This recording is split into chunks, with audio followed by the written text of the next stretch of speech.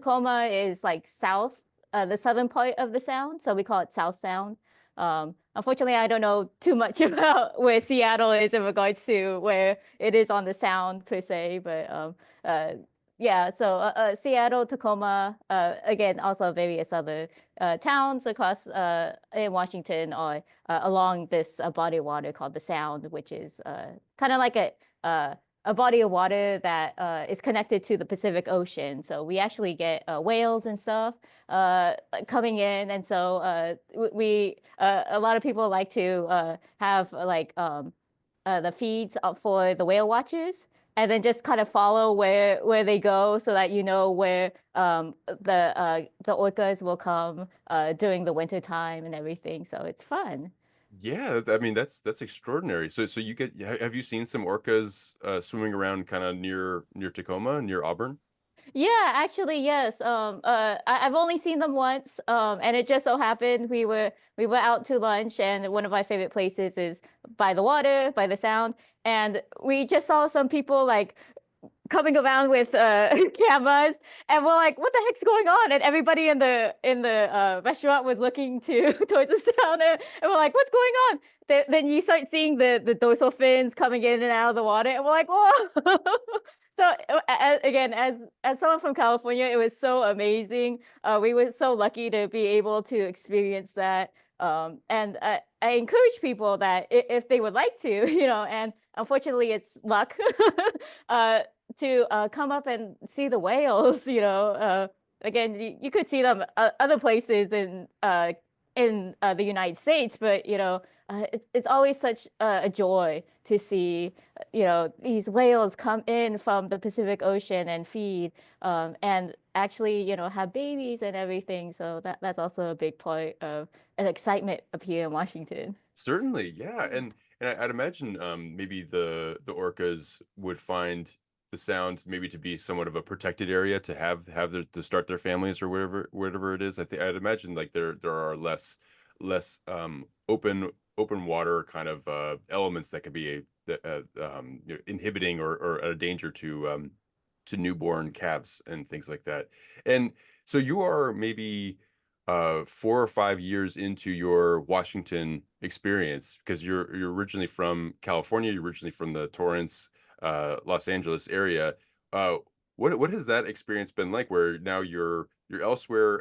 Have you been exploring Washington State? Have you felt kind of at this point more at home there, or are you still kind of getting used to it, getting used to the flow and the different way people, the community that is up there? Those are really good questions. So actually, I came up to the Washington area in 2020, unfortunately during the pandemic. So honestly, coming up here during the pandemic was very hard, because you couldn't necessarily make connections with people in person. And so I came up with my husband. We were newly married, and it was just so hard at the beginning to make this feel like home. But as the pandemic slowly ended, I say ended, um, and we started coming out more, it did start feeling like a place that we would love to live in and um, stay for a period of time, maybe a long period of time. Again, the bishop is who tells us where we go. But uh, the community up here is definitely very different from what I'm used to, and that's because I grew up in, as you said, Torrance, California. There is a lot of Japanese Americans down there, and like it's one of the larger populations of Japanese Americans out of Japan. Of course, the biggest being in southern South America, Sao Paulo, and then Hawaii. But mainly on the mainland, it's Torrance, Gardena, California. And so I was so privileged to be able to live around. I'm actually Japanese American, a fourth generation, and it was very nice to grow up. Not only listening to Japanese, I became I grew up having to go to Japanese language school and everything, growing up within a Japanese American culture, being able to go to Japanese stores as often as I wanted to. But then coming up here, the, of course, it's a lot more diverse up here. The Tacoma itself is very, very diverse. Um, and the congregations up here are more diverse than what is down in the Torrance/Los Angeles area, which is still very much Japanese American communities. And so it's actually been very interesting to come into these temples that have a different I guess, demographics. And as my undergraduate was to look at communities and see how we can help and make programs so that we're able to reach as many people as we can. And I take that into my ministry. And I see this as a way for me to utilize what I learned to understand this demographic, this new demographic that I haven't grown up with. And again, every temple is so different. At my temple, White River Buddhist Temple, we're still, I want to say mainly Japanese American demographic, 60% probably, but it's growing in regards to how much that demographic is changing. And then right now, I'm also supervising the Spokane Buddhist Temple. And that has a vastly different demographic. It's Eastern Washington. There's hardly any Japanese Americans who actually go to temple there like continuously. And so most of that demographic is congregates, people who have jumped into Buddhism. And so I want to say about, if not 90%, maybe 80% of what I've seen at Spokane Buddhist Temple is of what I like to call the other demographic, the Japanese Americans, who were the ones who started those temples. And so I'm seeing how vastly these communities are changing, how wonderfully different the temples of the Buddhist churches of Americas are. And I'm actually very excited to be here in Washington to watch these communities grow and change in real time. Yeah, and as things emerge from that stall of the pandemic, right, where everything had to adjust to an online digital space, and then now you are able to make develop those connections with people. And what a fascinating insight that you get to have, where you grew up in a Japanese American community in Southern California, where yeah, there were Japanese stores, there were things that can uh, resonate with the culture, with the household that you had and the community that you have. And then you go to Tacoma, and it's a different demographic entirely. There's like this, but and yet there are the temple that you serve, the White River Buddhist Temple, that does have a predominantly Japanese American community sangha that is there. And then you also have a tie to the Spokane Buddhist Temple, which is it's a different demographic, and you have kind of like this whole like different points along the spectrum of like what a community can look like. You have your hands or your experiences with all of those, and that's really fascinating. And two, I mean, Spokane, I mean, from what I understand, I haven't been there myself, but it's about 5 hours away from where you are, or maybe 4.5 hours away, and it's in a different area. What is it like to supervise a space that is pretty distant? And what is it like to supervise a Buddhist temple that is not your home temple? Yeah, it's actually been a very interesting journey to supervise Spokane Buddhist Temple, which if you drove, honestly, would probably be about 6 hours Oh, wow. um, to Spokane. And so in total, about a 12-hour drive, right, to and from. And unfortunately, the one of the rules that they have is that um, I try not to come during the winter time because of the passes, especially driving. And so and I'm sorry to say this, but as a lone woman traveling, it's honestly safer, though more expensive to fly. And so I generally fly out to Spokane. And one of the honest things is that at the moment of this recording, I've actually been the supervising minister of Spokane for less than a year.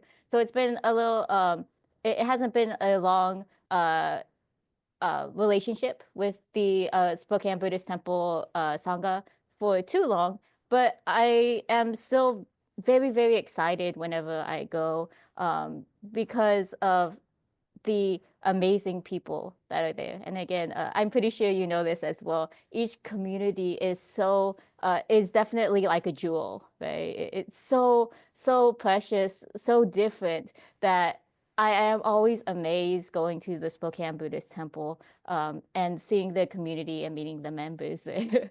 Though again, it's about an hour flight.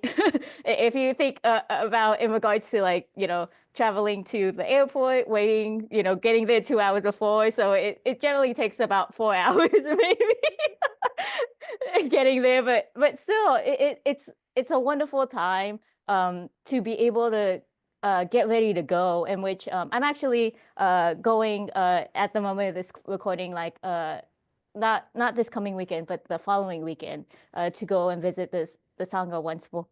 Excuse me, once more, and I am so very, very excited to go again. Nice. Oh, wow, that's great. And I'm glad that there is an option for you to feel safer and to be able to fly in and go and visit it that way. But this is all a testament to how, it's not just necessarily a phone call or a Zoom kind of check-in. You physically bring your presence there, and you go and you meet the people that are joining for services, and you are physically interacting with the people that show up, and you get to know it, and you really get to know it. And I know I'm kind of catching you at a time where you are less than a year into that supervising role, but it sounds like it's an exciting thing for you. It is a commitment, and it is a time commitment for sure. But you are doing it, and I'm very happy to hear that it so far has been an exciting, fulfilling part of your ministry. And then two, so something that is pretty fascinating, at least for me, is that you and your husband are ministers at temples that are maybe like a 25-minute drive away from each other or something like that. There's the Tacoma Buddhist Temple where your husband is, and then yourself, White River Buddhist Temple, which is I believe, in Auburn. Mm. And what is it like to come home and you're both, what is it like to be in a partnership with a minister and to be serving very close communities with each other, but they are different physical spaces. What is it like to come home and kind of talk about Jōdo Shinshū things and ministerial matters with your partner? Yeah, no, that's a wonderful question. The my relationship with my husband is, as with most relationships, very complicated, but also very loving. Um, uh, the one thing with our job, as you probably are aware, is that you can't turn off our job, right? Once instead of the American quote unquote idea of 9 to 5, it doesn't work for our jobs, and so honestly, there's no way to turn it off. But at the same time, we realized in order to make our relationship positive and not talk about work the entire time we're together, we have to realize that we do have to turn it off around each other. And so we generally, we usually like to say that like during the daytime, like when the sun's out, unless it's past a certain time during the summer, which it gets, up here in the Northwest, it gets dark at like 9:30 p.m.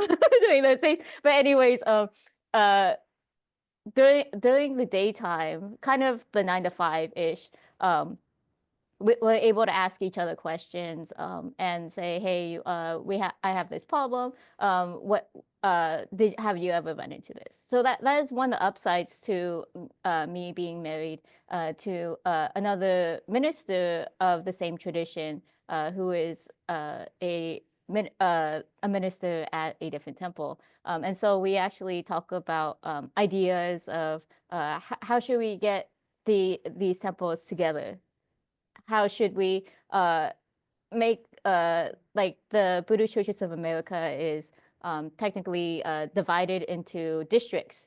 And so there's a Northwest district. We're all spread out between Oregon and Washington mainly. And since we all to both me and my husband basically oversee 4 temples in total, um, it's been nice to compare notes on our communities. Uh, like we have this problem. What has your temple done to help solve this problem? And or like we need this thing for this event. Can your temple help out really quickly to and stuff like that. So making sure we have barriers in our relationship is important. When we both feel very stressed, when we both have had, we know we've had like meetings every single night for like 3 or 4 days. We go like, okay, we're just going to relax tonight. Make it an early night. We'll just sit. We'll watch Disney movies. We'll watch his Avengers and stuff like that. It, again, I, I because he's a person that I married, right? I love him a lot, but we also have to realize that what we also married our job, and realizing that these communities have needs too is something we have to realize is sometimes we have to take precedence over our relationship sometimes. And so like it's the whole during our quote unquote days off, we try not to do work, but then we realize, oh, I do have this member in hospice. I can't necessarily take all of this day off just in case they call. And it is, again, the ups and downs of being married to a minister, because sometimes our schedules aren't uh, actually, known ahead of time. And so but we always have to make sure that we do have that space, that time for each other. And I hope, other people do this too, because it is the important part of a relationship is the communication. And I think that that's what makes our relationship really important, is that we're able to not only talk about work stuff, but also realize that there is that time that we need to ourselves, just the two of us. Yeah. Well, thank you for, I know, because I know that that's a personal element of your life, Mhm. and and thank you. I appreciate how you went into the detail about how important communication is, certainly, and the connection, of course, that you have to your husband, but also the connection that you and the responsibility that you have to your sanghas, respectively. And I'm glad that there are these elements where uh, temples can help out each other, and your husband can, in a way, be a resource for you and for your sangha, and then likewise, vice versa. There are things that he can ask of you to help out with, or maybe just advice or anything like that. But at the same time, the importance of finding a balance, leaving work at work when you can, and also too, I mean, like it's really special that you two are together and have an understanding of each other's work, because it's intense work. You're never really off the clock, because someone could go into crisis, or they, maybe something happens when someone's in hospice, or otherwise, you could be spending months planning for a festival, or like an upcoming event or something like that, and to know that I need to kind of work on the off nights for this week or something like that. It's very important. So thank you for doing that. And yeah, I absolutely I certainly hear that need for balance and for communication to happen. Certainly. And yeah, it's a very unique perspective that you bring with that. And then also too, I mean, just when it comes to your experience, growing up in a Japanese American community, um, and I know that you used to go to the Gardenia Buddhist temple growing up. At what point did it start to feel like, you know what, I want to have a more committed leadership oriented connection to this community or to this tradition? And how did that start to manifest? Did you feel that even in college, or did you feel that earlier on? Yeah, no, that's a very great question, Vincent. I so uh the Gardena Buddhist Church where I grew up at, I again, I grew up within the temple, from like maybe kindergarten all the way up.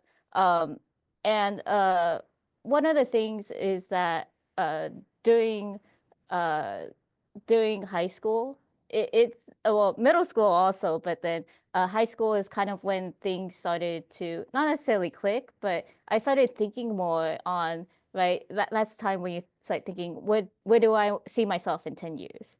Because it's not really anything you necessarily think of, in middle school, anything. You're like school, school, school, school, after high school, college, school, school, school, school, school. But it was high school in which I actually I had uh, again, in America, you grow up with a lot of people who are from various religions, and so at that time, the my friend group was very Christian based, and which was good, which was good. But at the same time, like they would always ask me to their Christian events, and though my one thing would be, if I'm asked to go to one of your Christian events, can you come to one of my Buddhist events? And that was the one question in which they would tell me no. And then I started asking myself, well, then what does it mean to be a Buddhist?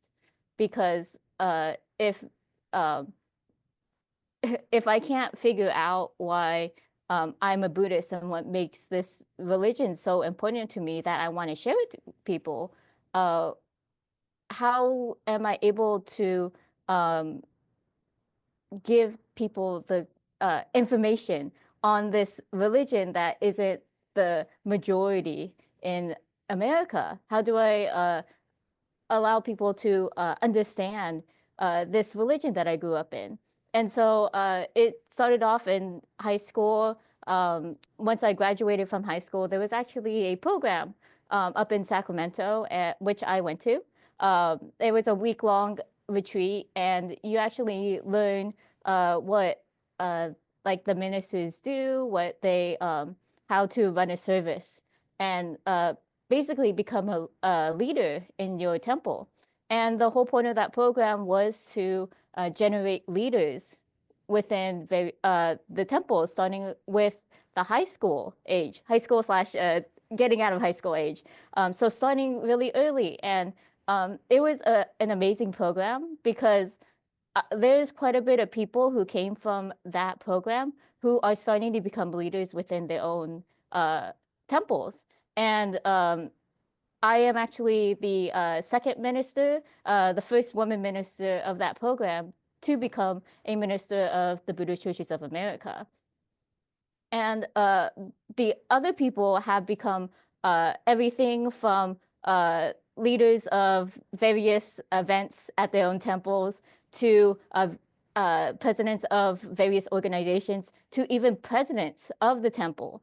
And so that is, I feel like, what helped jumpstart this idea of becoming a leader within a temple.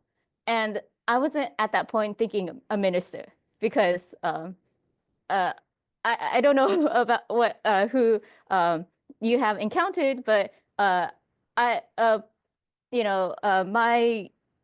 my family was also very thinking of, you should not become a minister, right? It's not a life that produces it's not I guess wealth is kind of a way, like you won't become rich, and coming from a family who has whose ancestors immigrated from Japan, right? The whole point was to make sure there was enough money to feed the family, to make sure that there was enough to allow your children to go to school and everything like that. And so with ministry, they're like, no, don't go, don't be a minister. You won't be able to generate enough wealth so that you can help out your children. But at especially at that point in time, and even now, I don't see it as this life as a minister's life as being a life in which I want to become insanely rich. Right? But it's the difference between rich and wealthy. I want to be wealthy in regards to like being able to be stable, making sure, I have a place for my kids to have a roof over their heads, be able to eat. Just being wealthy in that sense. I don't need to be insanely rich and not know what to do with my money. And so the because of that, initially I was not thinking of becoming a minister, but as the years went on and I was doing a lot more stuff within my temple, the Gardena Buddhist Church, helping out, doing services, making sure that events are run smoothly and things like that, I started actually thinking about this path of ministry. And it grew from there. And I went to the Institute of Buddhist Studies and and learned so much there that it definitely and even before IBS, but it definitely became uh, me going, I really want to go down this path. Not only because it makes me happy, um, in the way that it makes me feel fulfilled with my life, but also because a big part was um, having this gratitude, right? Gratitude to the Dharma, gratitude to the Sangha, gratitude to the Buddha, right? I apologize, out of order, but Buddha, Dharma, Sangha, the three treasures, just having so much gratitude for it that I wanted to do something with this gratitude. And yes, that is very selfish of me, but it was definitely what helped drive my wanting to become a minister and be able to share these teachings that I've learned from everyone around me throughout my life and connect it to these Buddhist teachings and share it with as many people as I can. And hopefully, spark that interest in why am I a Buddhist? Yeah, yeah, that's really, really I mean, profound. I mean, it's a profound relationship that you have with gratitude. I mean, the way that you described it, um, very much in detail towards the end, but when you were talking about how as a young person, you had your friends, you had a friend group, you had a Christian friend group, and um, though I'm sure that was easier said than done as far as navigating that relationship because you didn't feel like you could share yourself fully with them, and I'm sure that was very difficult. But at the same time, that created a situation for you to realize something about yourself, which is that this Buddhism has meaning for me, and it's something that I want to share. And to tie it in with what you were just saying, I mean, it feels like gratitude has been a through line for you this whole time, and to have your ministerial pursuit be have like a foundation in gratitude. I mean, it just sounds like such a powerful, propelling, and yet light force that has kind of helped you kind of move through all these things. Because I'm sure that uh, going through like something like Tokudo, which I'm curious about your experience with that. These are hard experiences, and then also too, uh, you, having a moment where you are kind of facing your family, facing your multi-generation ancestors back way, in a way where you're kind of facing them in a way where you are not necessarily bucking tradition or like getting yourself in a situation where you are disappointing in the way that uh, you're doing something way, way outside of normalcy, but and yet you are doing something that's not being asked of you. You're kind of going against that money making thing. And I really do appreciate how you distinguish between wealth and rich, where you're wealthy with your community, you're wealthy with wisdom, you're wealthy with this sense of stability, and you're wealthy also too with not having too many options. I think rich people, the way they can spend or not know how to spend. I mean, it'd be quite an ordeal and kind of lead to some irresponsible choices, but you have that wealth to you. So it's a really amazing thing. And it takes a lot of courage to do that. So thank you for sharing that. And also too, I mean, just from what I know, which is relatively limited as far as Jōdo Shinshū goes, which is, but the Nembutsu and a lot of the experience of being in a Jōdo Shinshū sangha is based on gratitude. So it's just, it really does follow so much. So that said, as things became more serious, and you started to really find for yourself that you wanted to be in a ministerial role, what were those experiences like? Where you graduated from, I don't know what the timing exactly was, but you went to the Institute of Buddhist Studies, and you also went through ordination. What was your experience like going and doing all of that? Yeah, my experience, especially going to the Institute of Buddhist Studies, uh, I uh, at the time of my life, I was still very much in tune to what my parents wanted. And again, nothing bad about my parents. My parents love me. They want what's best of me. But of course, they didn't necessarily want me to go down the ministry route. And so what I actually did was that I was actually working part-time after graduating from undergraduate. And so as I was doing my part-time work, I actually enrolled part-time in IBS starting the fall of 2017.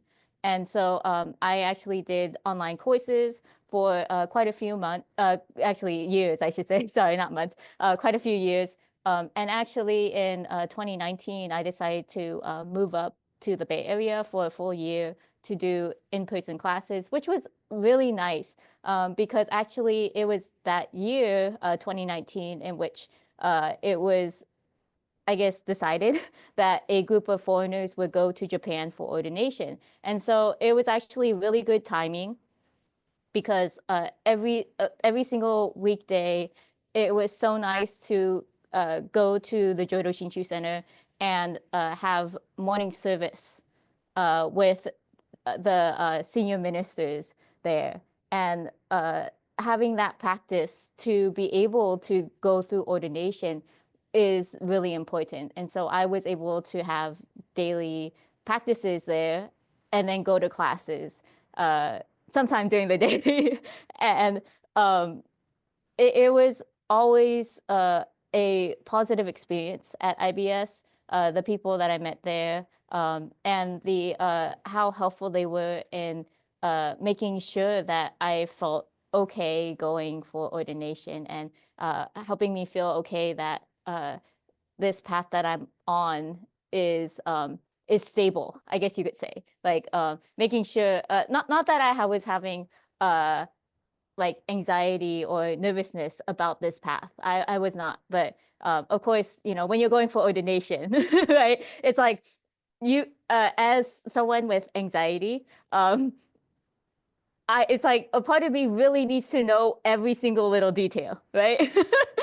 And the one thing though is that that's not what Tokudo is, right? Everyone has such an individual experience, and how you experience that depends on your mindset as you go in and during the time you're in there. And so the one thing for me was getting prepared so that mentally I was able to be okay during Tokudo. Physically, eventually your body kind of wears out at some point, and that happens to everybody, right? Because right, ordination is supposed to be mentally and physically draining.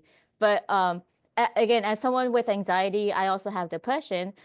It was also important for me to make sure my mental health was very good at that time. And so part of that was doing so much practice, not to wear myself out before I go in, but so that I felt stable enough when I went in, so that it wasn't that I wasn't worried when I took my test to be ordained and everything, but so that I can focus more on my mental health I also have some physical issues, so also be able to, if those physical issues popped up during ordination, be aware of that.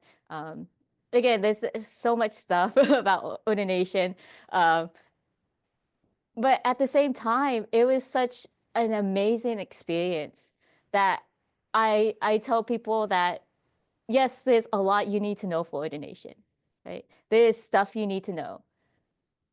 But at the same time, you have to be there physically present the entire time. And that's the whole point of ordination is being present during this time, feeling that anxiety, feeling that physical drain come out of you. Going back to your rooms with everybody and saying, "Oh, dang, my back hurts, my legs hurt."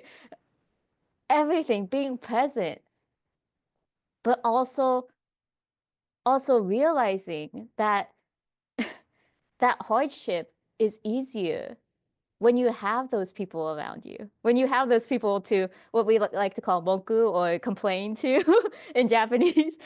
And that's who eventually helped me get through ordination is everyone around me, everyone supporting me. And one of the things I will definitely not forget during uh, the Tokudo process, the ordination process, is that we were doing practice for the actual ordination the following day. So this was like the very last practice before ordination. And um, I remember who we call the shidoin, the instructors of the facility, telling us, asking us, why are we here? Why are you here? And then reminding us that, you're not only here for yourself, right? There's people who want you to be here. There's people who have helped you to be here. There's so many causes and conditions that in which allowed you to be here. And it is ordination where you are reminded that though this path is yours, you stand on so many shoulders during this time that it is also a process to be thankful. It is a process to be reflective. It is a process to remember that even during the hard times of ordination, there are people who are rooting for you, people who are supporting you, even if they're not in this room, right? And so I remember like the person next to me was crying as well, but because I could understand Japanese, so I was like, I was trying not to bawl because because we're supposed to be practicing for the ordination. But that's what I remember about my ordination is to the how much how much effort it takes to get there. And again, you always think it's my effort, myself. And that's partially true, right? Because that is your decision to become a minister. But it is realizing that in that selfishness, there are so many people outside of that who have encouraged you and helped you along this path. And so this path isn't necessarily your own. It is also the path of others. And so that ordination process, again, each individualized. And I hope that everyone who decides for ordination remembers at least some aspect that was super positive because there's a lot that was negative, right? The back, the legs hurting, the constant like losing your voice because of all the chanting, right? And then the mental struggles, but and the instructors quote unquote yelling at you, telling you how to make yourself because training you to become a minister. Some people call that negative, but it was all in order for us to be ordained. And I think that's always one thing that I keep from ordination is this as we go back to gratitude, this thankfulness that though this path I say is mine, it's not entirely mine without those around me. Yeah, wow, that is a really very profound, very meaningful thing to hear, especially as you're all worn down, as you've been chanting till your voice is hoarse, as you've been your back and your legs are hurting, everything like that, and there's so much pressure, and there's I hope they get these things right, and then for the person that is leading that practice of that rehearsal before ordination, kind of drops this huge uh, uh, truth to everyone, and it's just it hits you just so in such a meaningful place to know that this isn't just for you, or that how you are here isn't just because of your own will, or it's not just because of your own efforts. It's like there are people, even the people that have been getting you to say things on time, the right way, in the right volume, and everything like that, or getting you to adjust your posture a certain way, or even the people that have been, difficult with the more study of things.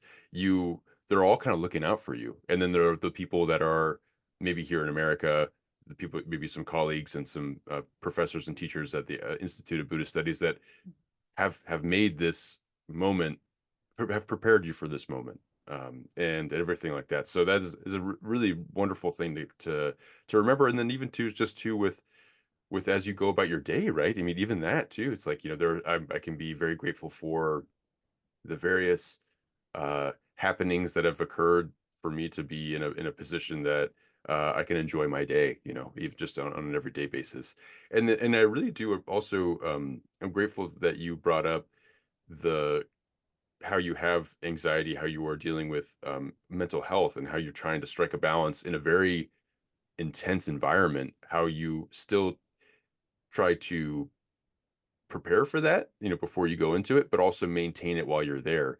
And I was wondering, just in broadly, or even, within the context of doing your ordination, are there elements of Jodo Shinshu teaching or sense of community that specifically helps you address anxiety, or are there other elements, even just of Buddhism or Buddhisms, that are helpful for you when it comes to um, addressing that part of yourself? Yeah, that's actually a very great question, Vincent. And as again, someone with anxiety, there was a time where I was like, and I apologize, I don't know if you have to cut out these words, but like I was suicidal at one point. And that was definitely a very low point, of course, in my life. But it was, of course, the teachings that actually spoke to me during that time. And I think what mainly, I shouldn't say mainly, but some of the stuff that from Buddhism, from Jōdo Shinshū, that actually come into my mind is, of course, um, that you know, Jōdo Shinshū always says like, be yourself, you know, um, realize, that you have that anxiety, realize that you have that depression. But the one thing is that you shouldn't have to deal with this alone. Right? And I'm not saying put it all on one person. If you need to go to a therapist, right? Realize that there is a way to get to feel like yourself. And if feeling anxiety, feeling depression does not feel like yourself, it is to make sure that you try your best to do something to make yourself be yourself. And for a portion of the time, I was taking medications and stuff. I'm off, but it was realizing that I had to go through life little by little, right? At first, especially during the low times, maybe doing one thing that'll bring me happiness throughout the day. Then the next day, making sure that I actually go out and maybe, walk around outside for a good, if half an hour, uh, if it's going to like what I like to do was go to the mall and just walk around, not necessarily go shopping, but go out and do some exercise, go out and actually get away from my house, go outside. Um, it was also realizing, right? Shakyamuni Buddha likes to talk about the middle path, right? That you don't have to always feel low all the time. You don't always have to feel high all the time. It's I shouldn't say high, high, but you know, it's life because you have those roller coasters, and being able to maintain myself so that I don't go too low.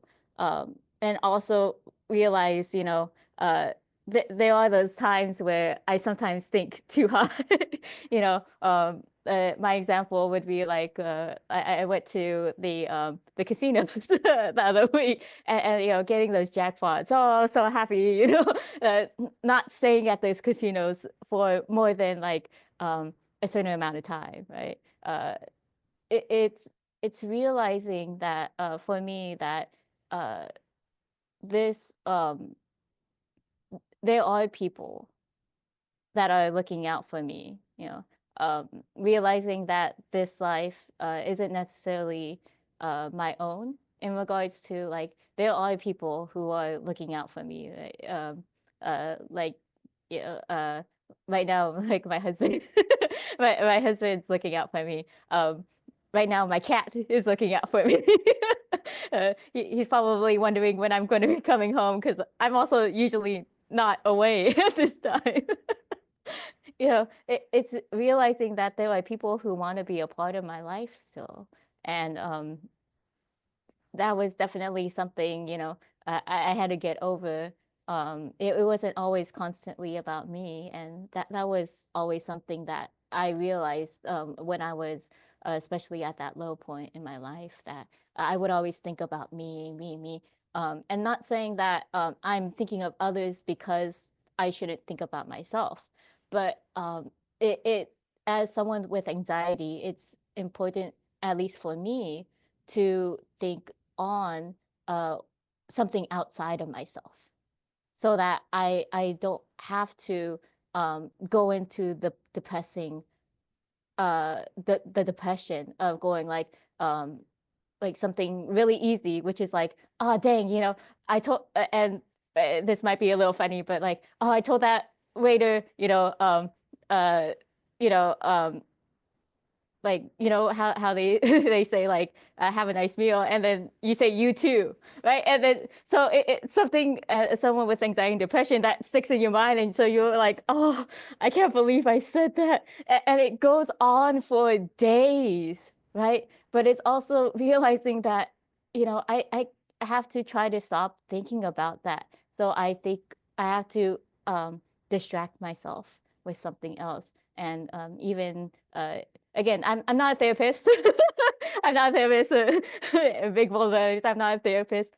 But this is what helped me, and I encourage people who are still going through something very similar to, if they do feel a very low point in their life, I especially highly encourage them to go to a therapist and talk through their feelings, because you realize when you talk to someone that it is easy to think inwardly.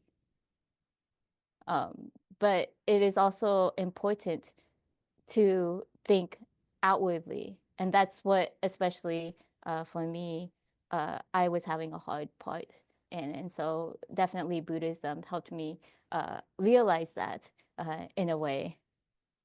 Certainly, yeah, and I know that that was it's a deeply personal part of yourself. So thank you for sharing it. And as someone that also has anxiety, also someone that very much agrees that if you're pursuing, or if someone is thinking about pursuing therapy or some sort of professional help, by all means do it, because it can be extremely helpful.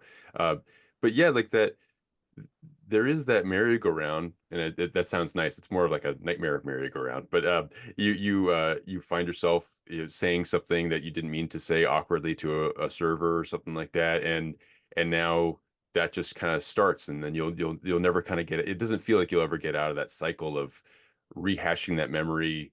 I've lived this long. How do I still not know how to say something to somebody? All these different things that happen. And then you you find the tools, you create the tools that help you get off that merry-go-round, and whether it's going for a walk outside, whether it's focusing or volunteering your energy towards something, a cause that is outside of yourself or with people that are outside of yourself, it can help you kind of reaffirm a meaning that's beyond you. And it's something that you mentioned a little bit earlier in this part of our conversation. You would mention how uh, you at some point can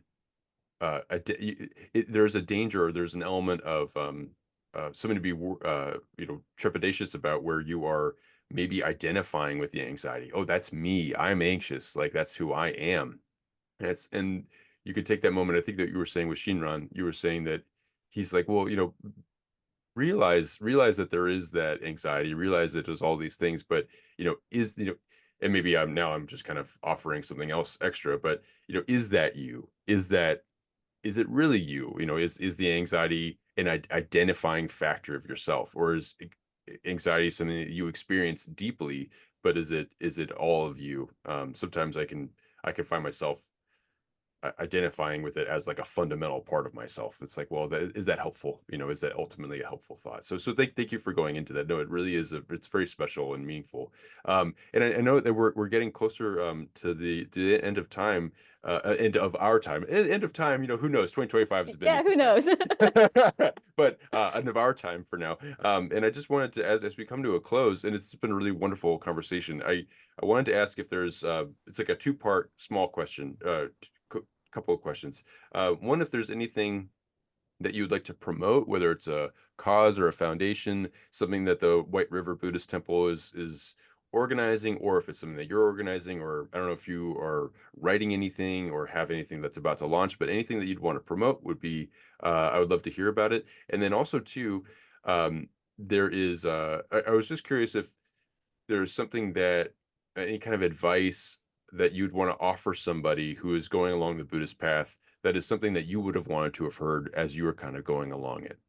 So just either of the, or please both of those, but however you wish to respond. Yeah, sure. Sure. Uh, Not necessarily a promotion, but I highly encourage people, if they're looking for religion, if they're looking for Buddhism, Jōdo Shinshū is a I think a hard place to start. And I'm saying that because a lot of people have this idea of what Buddhism is. And Jōdo Shinshū, as you probably know, Vincent, it's like nothing like that, right? We don't sit and meditate. We don't do constant mantras. Yes, we do like sutra chanting, like we chant sutras, but we mainly chant like Namo Amida Butsu, I take refuge in Amida Buddha.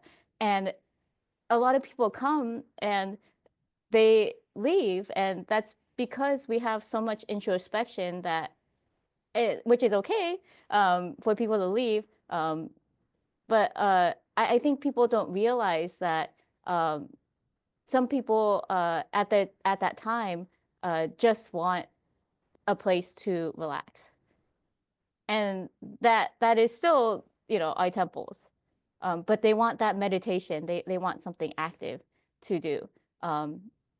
But Jōdo Shinshū is more of an introspective. We are able to have these times where we sit down, where we chant sutras, and during those times you chant sutras, you're supposed to be thinking about the Buddhas, right? And that or as I like to do, I like to think on like what's going on in my head.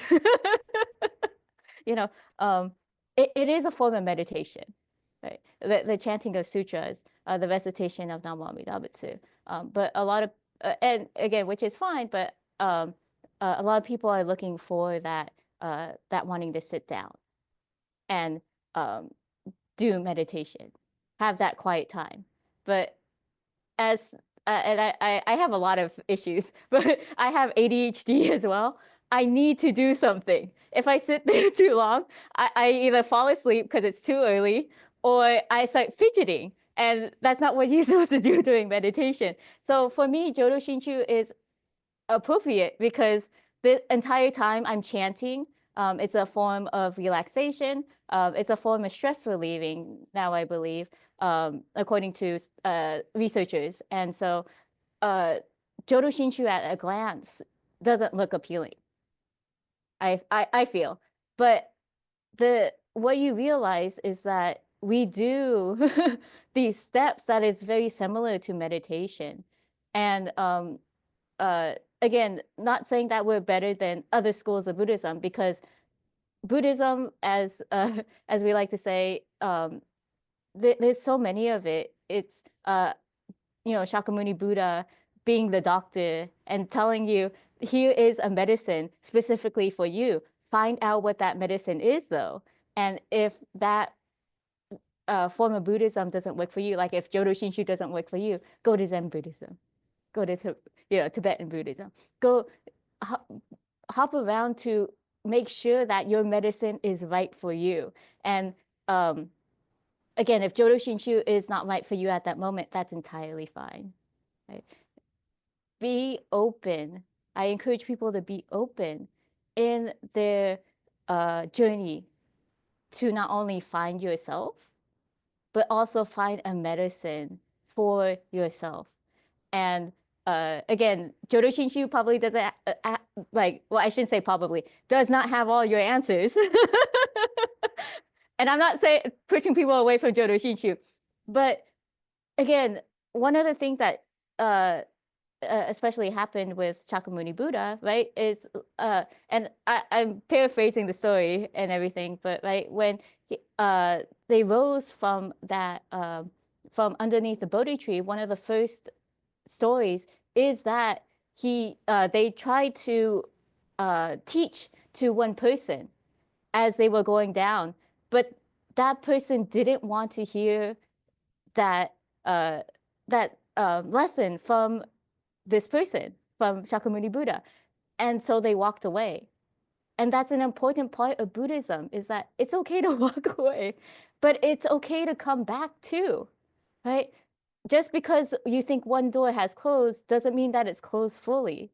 So if you feel like it's the right time to go into Buddhism, go into Buddhism, find your Buddhism. If you feel like that's not for me at all, that's totally fine. We're totally fine with that, because you need to find out who you are. You need to find the medicine that is appropriate for you. And so I encourage people to come out to any of the temples of the various traditions, even up here in the Northwest, wherever you are. I encourage you to find the community well, I should say actually start off with the Buddhism that is right for you, then find the community that is right for you. Or if that's flipped around, then that's entirely fine as well. But find your medicine and find the one that will work for you. Wow, that was so beautifully said. Thank you so much. That is it's so inspiring, and it's so fundamental. I mean, just knowing who you are in order to heal yourself, you have to know the extent of the injury, you have to know where it is and all of that. And it's not a one size fits all. In fact, there's this whole multitude of Buddhisms available. There's all, and then even if you walk away from that, there's other ways to care for yourself too. There's other ways to heal, and to find what it is that you need. So thank you for that openness and for that encouragement to be open, and also too for being someone that is offering through your work and through your husband's work and through your sanghas work and through the BCA and everything, that are offering spaces for people to allow themselves to experiment whether or not Jōdo Shinshū is for them, and also to provide community and an open door for those kinds of experiences to happen. So, Reverend Cyndi, thank you so much for speaking with me today. I really do appreciate you taking the time. That was such a wonderful, inspiring conversation. And yeah, gosh, I look forward to checking with you again. And also too, I hope that I know the weather will eventually warm up, and that your days will be a normal daylight hour. But I really do appreciate you taking the time, and hope you have a wonderful rest of your week. Thank you very much, Vincent.